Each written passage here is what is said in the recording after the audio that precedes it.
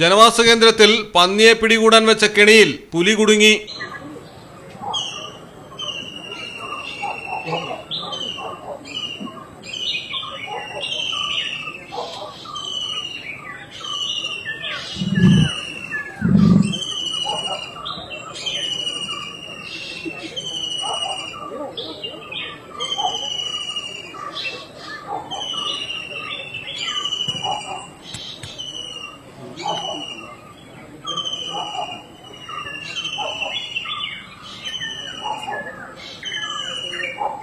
കണ്ണൂരാണ് സംഭവം. മലയോര പ്രദേശമായ ഇരിട്ടിയിൽ കാക്കയങ്ങാട് ടൗണിന് സമീപം സ്വകാര്യ വ്യക്തിയുടെ പറമ്പിലാണ് പന്നിക്കണിയിൽ പുലി കുടുങ്ങിയിരിക്കുന്നത്.